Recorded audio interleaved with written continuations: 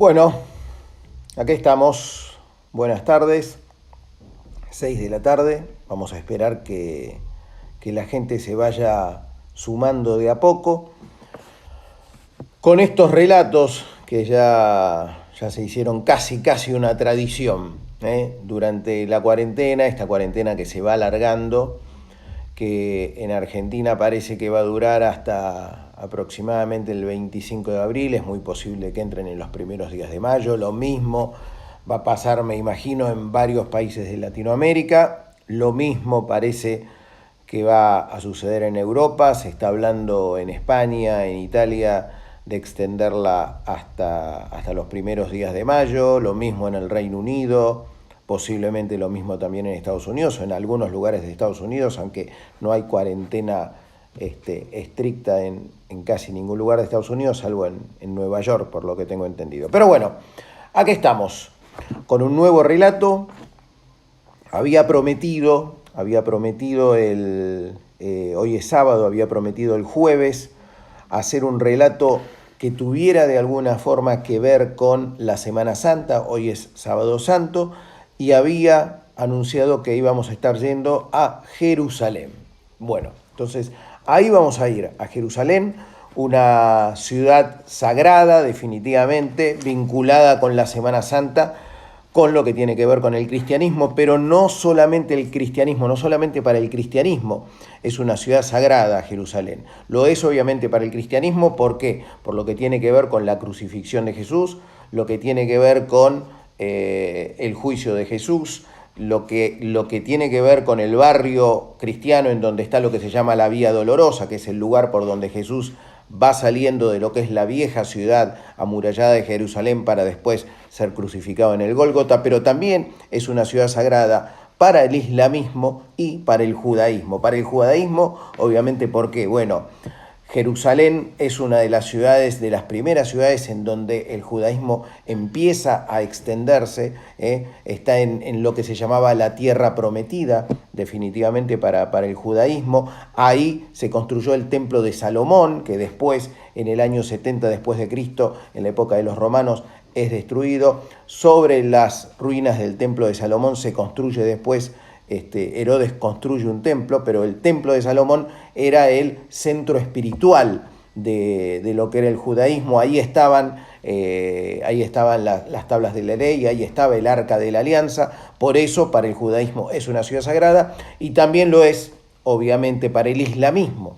Para el islamismo, ¿por qué? Porque desde Jerusalén supuestamente Mahoma ascendió a los cielos para llegar hasta Alá. Supuestamente salió de ahí. Y de hecho, en Jerusalén hay un gran santuario que es la Cúpula de la Roca, que es esa imagen que vieron ustedes en el flyer con el cual anuncié este viaje a Jerusalén. Es ese santuario que tiene esa cúpula dorada ahí, y esa Cúpula de la Roca se llama así de la Roca porque ese santuario fue construido alrededor de ¿qué? De la piedra en donde se supone que Abraham intentó sacrificar a Isaac. Esto tiene que ver con el Antiguo Testamento. Para los que conocen el Antiguo Testamento, para los que conocen la historia de Abraham, recuerden que Jesús le pidió una prueba de fe a Abraham, y esa era la de sacrificar a su hijo Isaac. Cuando lo empieza a sacrificar, lo pone sobre una piedra, lo pone sobre unas ramas, donde lo va a terminar apuñalando. Viene Jesús, viene Dios en realidad, no Jesús, y le dice que no lo sacrifique. Entonces, ahí es donde todas las cosas se mezclan un poco, ¿ok? En ese lugar, ese domo, ese santuario de la Cúpula de la Roca tiene que ver entonces con Abraham, tiene que ver entonces con el judaísmo y tiene que ver entonces ¿con quién? Con el islamismo también. Y de alguna forma también con el cristianismo. Bueno, ahí llegué hasta Jerusalén, año 98, principios del año 98, mes de enero, mes de febrero, de mochilero. Venía ¿desde dónde? Venía desde Egipto. Yo crucé desde Egipto, salí del Cairo, vía lo que es el canal de Suez, vía lo que es Port Said, una ruta que me llevó primero hasta Port Said, desde Port Said cruzando la frontera de lo que es Egipto con con Israel, un lugar, recuerden, con mucha tensión siempre. Ahí se dio toda esa parte del Sinaí, fue la guerra entre Egipto y Israel, una cruenta y rápida guerra en realidad. De ahí crucé a lo que es la Franja de Gaza, y desde la Franja de Gaza terminé llegando en micro, después de un largo viaje, hasta Jerusalén. En Jerusalén me alojé en uno de los 4 grandes barrios que tiene. Hay 4 grandes barrios. Uno es el barrio cristiano, otro es el barrio musulmán, otro es el barrio judío y el otro es el barrio armenio, en donde están los cristianos ortodoxos. Yo me alojé en el barrio cristiano, cerca, en un alojamiento muy básico que quedaba cerca de lo que se llama la Vía Dolorosa, que recién les había comentado, ese lugar en donde Cristo, después de ser juzgado, salió para ser crucificado. Ahí me quedé varios días en este alojamiento, visitando y conociendo todas esas cosas que tienen que ver con la historia. Uno siempre tiene en la cabeza lo que tiene que ver con Jerusalén, etcétera, etcétera. Y me acuerdo, después de haber comido un mediodía, salí a recorrer todo lo que tiene que ver con el gran perímetro de lo que es la ciudad antigua, o gran parte de ese perímetro, recorriendo parte de sus puertas. Jerusalén tiene 7 puertas, hay puertas que son las conocidas, la puerta de Damasco, la puerta de Sion, y lo interesante de Jerusalén es que tiene una 8ª puerta. Esa 8ª puerta en realidad es una puerta cerrada, sellada. Todas las otras puertas están abiertas. Esa puerta sellada, que es la que se llama la puerta dorada, es una puerta por la que el judaísmo, los judíos, siempre creyeron que iba a volver el Mesías. El día que el Mesías volviera, ustedes saben que el judaísmo sigue esperando la venida del Mesías. El día que el Mesías volviera, iba a entrar a Jerusalén por esa puerta. ¿Qué hicieron entonces los musulmanes? El islamismo, cuando llegó y se apoderó de Jerusalén, cerraron esa puerta. Eso fue durante el gobierno de Solimán el Magnífico. Creo que fue algo así como año 1400, 1500. Cierra esa puerta que se llama la Puerta Dorada. ¿Para qué? Para que la profecía no se cumpla, porque para que ahí no entre el Mesías. Y adelante de toda esa puerta construyó un cementerio. ¿Por qué? Porque hay una profecía de Elías que decía que el Mesías no iba a poder llegar a Jerusalén por un lugar que fuera impuro, en donde hubiera muertos. Ese lugar entonces no iba a poder ser atravesado por el Mesías. Entonces, primero cerraron la puerta y después pusieron este cementerio. Y esto del cementerio va a ser importante y va a tener que ver con algo que les voy a contar ahora. Yo les dije, salí ese mediodía a caminar por lo que era la periferia de la gran muralla que va rodeando por los 4 costados, obviamente, a Jerusalén. Caminé por lugares bíblicos, por lugares del Nuevo Testamento. Le comentaba antes de arrancar, en el final, en realidad, del último encuentro nuestro, en el final del jueves, que iba a hablar un poco de Getsemaní. Getsemaní es ese lugar que es el huerto de los olivos, donde Jesús, después de la última cena, fue con sus discípulos, y sus discípulos terminan durmiéndose, y él, después de una larga agonía en realidad del espíritu de él, termina siendo apresado por los soldados que vienen con Judas, etcétera, etcétera. De ahí pasa a ser llevado al Sanedrín y de ahí luego condenado a muerte. Bueno, ese lugar, Getsemaní, existe, o por lo menos se entiende. Todas estas cosas son cosas que realmente se creen que son así. Estamos hablando de hace 2000 años, así que es muy posible que ahí se haya dado toda esta situación que tiene que ver con la pasión. Ahí arranca lo que es la pasión de Jesús. Entonces estuve por Getsemaní y seguí caminando.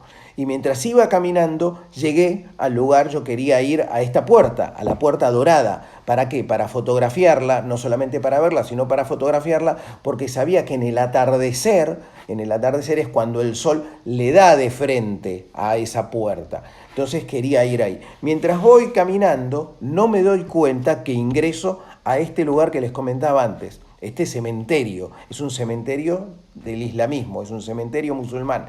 Empiezo a caminar por el cementerio para llegar hasta esta puerta, me pongo a sacar la foto. Y una vez que saco la foto, sigo caminando por el cementerio. Y de repente siento que algo me cae. Sigo caminando y siento que algo me cae a mi costado. Me empiezo a dar vuelta, empiezo a mirar, y desde las murallas que estaban ahí arriba, había unos chicos que me empezaron a tirar piedras. Me empezaron a gritar cosas.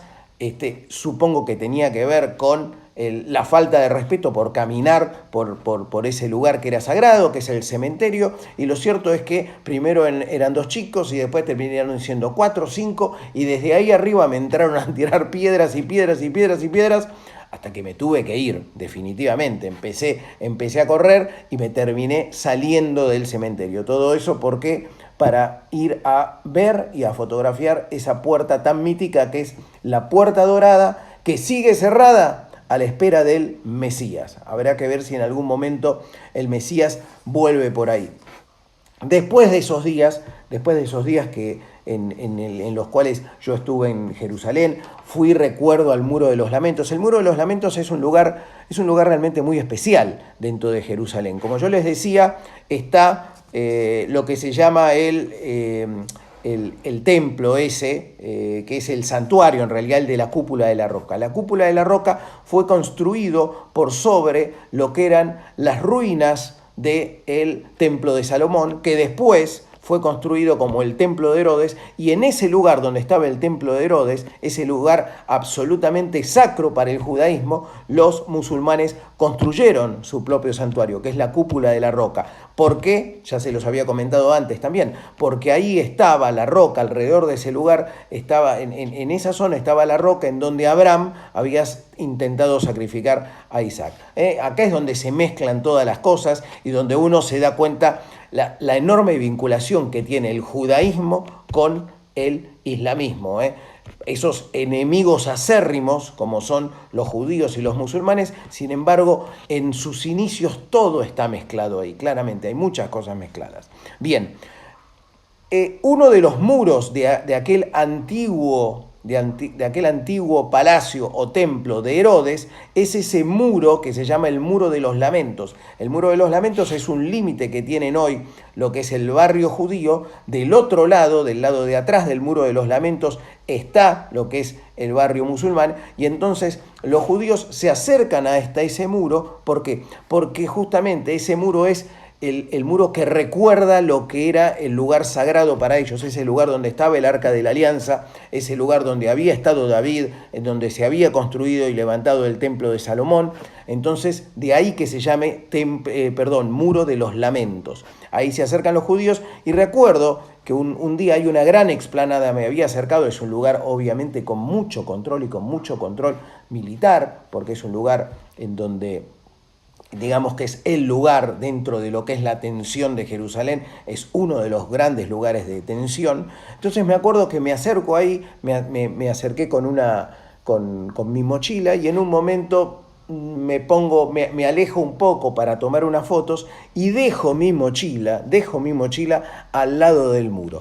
Doy 5, 6, 7 pasos hacia atrás, y en ese momento se acercan 3 soldados, agarran la mochila, la levantan y empiezan a ver de quién es.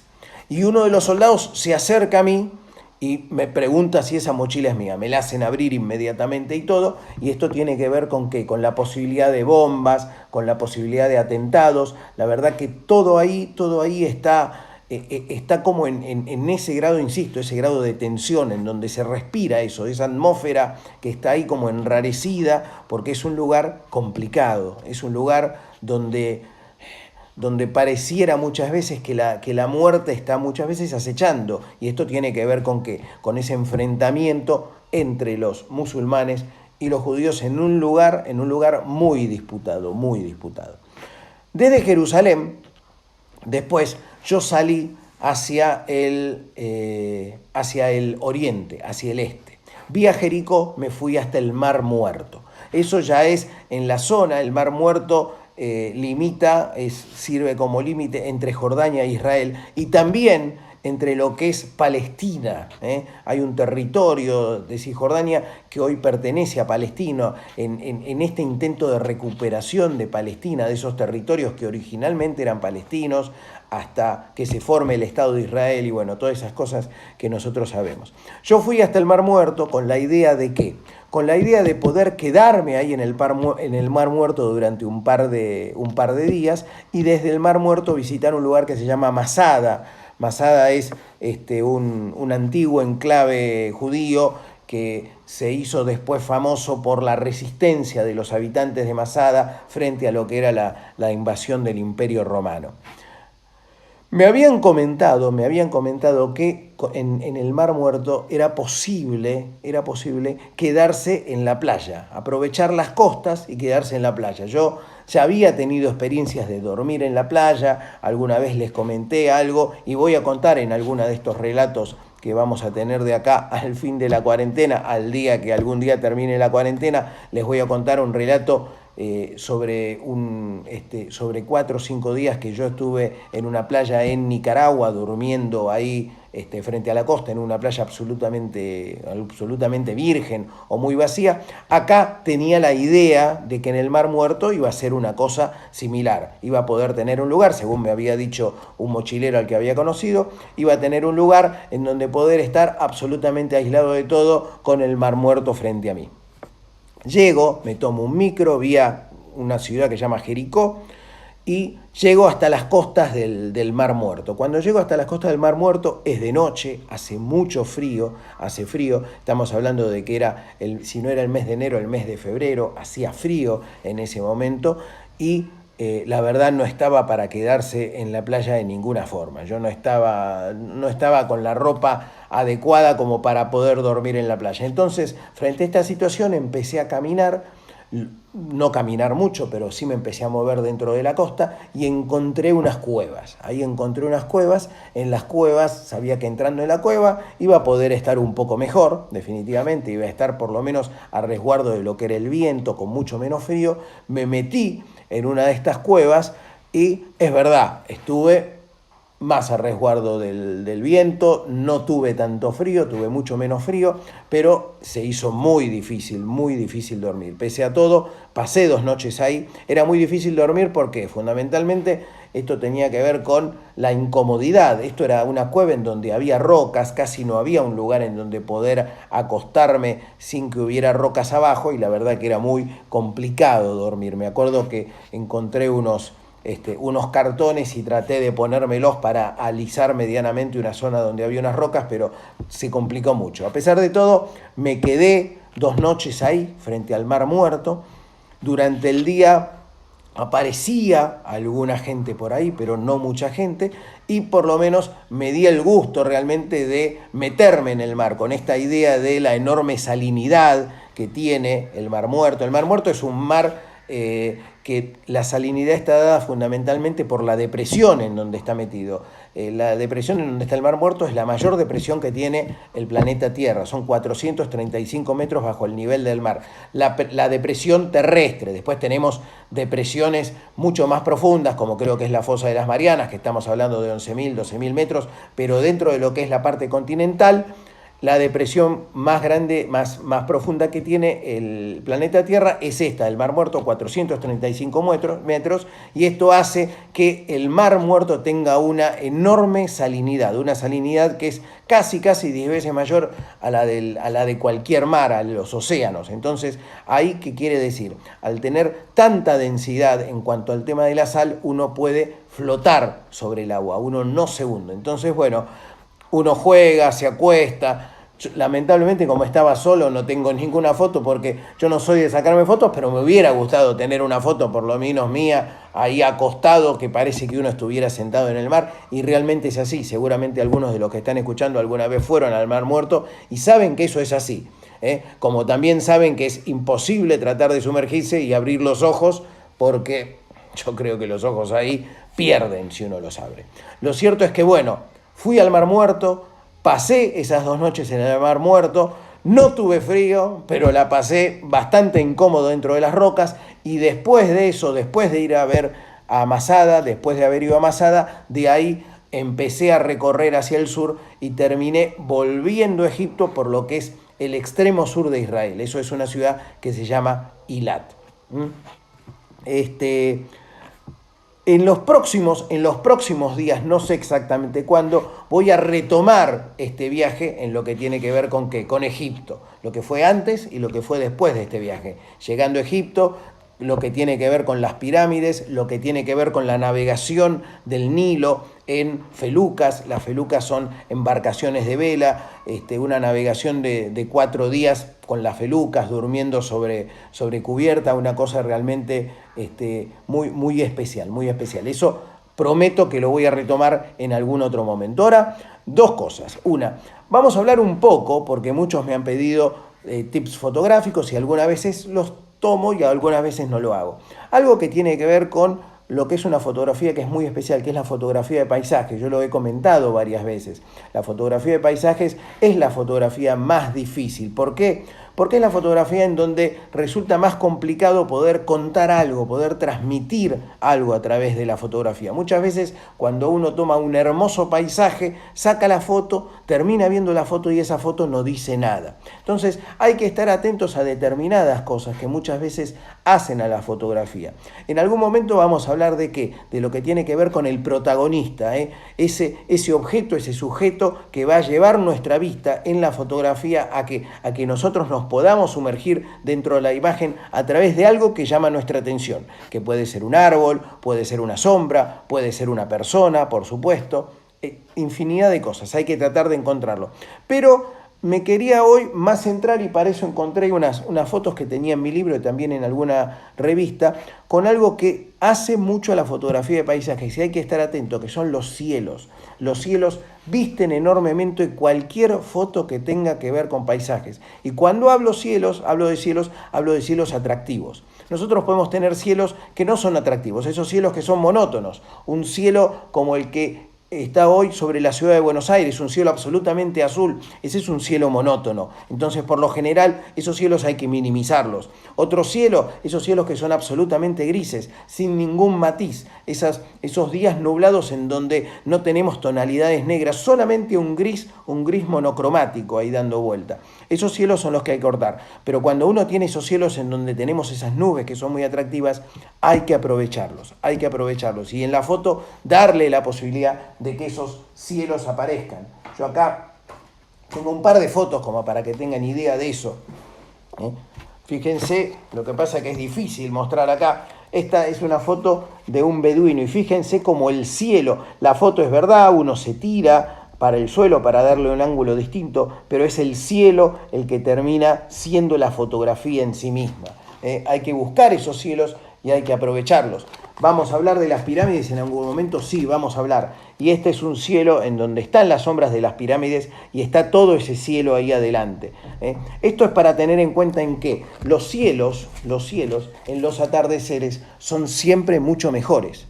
¿Y en qué lugar son mejores? Fundamentalmente en el lugar en donde se está poniendo el sol. ¿Por qué? Porque el sol va a estar iluminando desde abajo y va a generar esas tonalidades interesantes. Cuando estamos frente a una situación así, lo mejor, y es muy sencillo para hacer, es apuntar a los contraluces. Buscar contraluces para poder aprovechar esos cielos, sin lugar a dudas.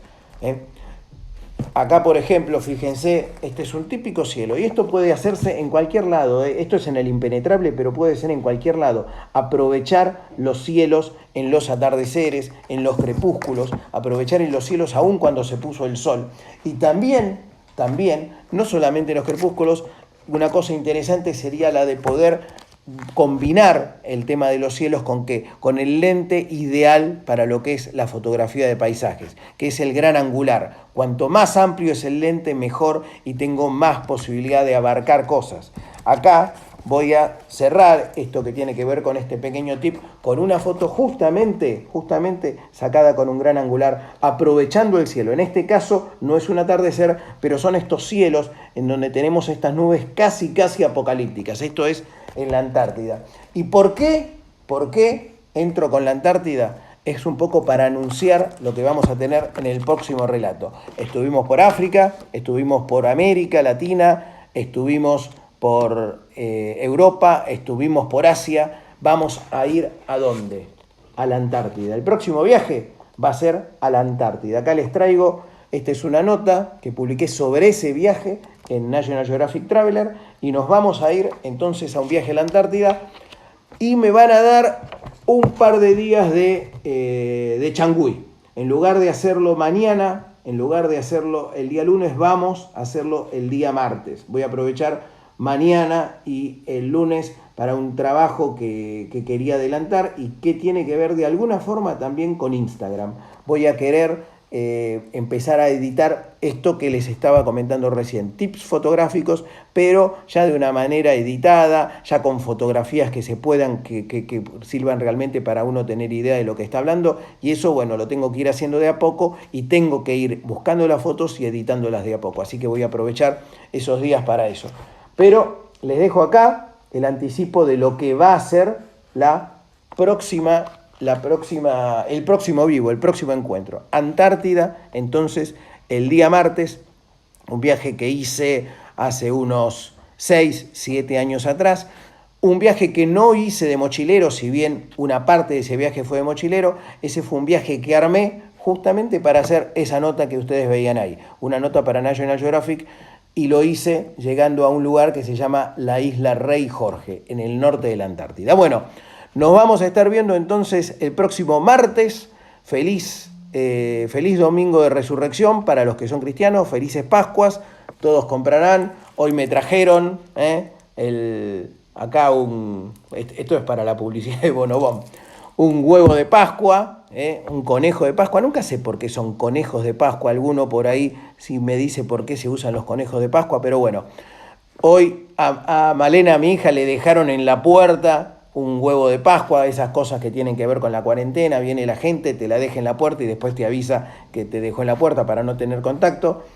El nuestro lo fuimos a comprar nosotros. Gente, besos y abrazos, y nos estamos encontrando el próximo martes, entonces acá, para viajar ¿a dónde? Para viajar a la Antártida. Chau, chau.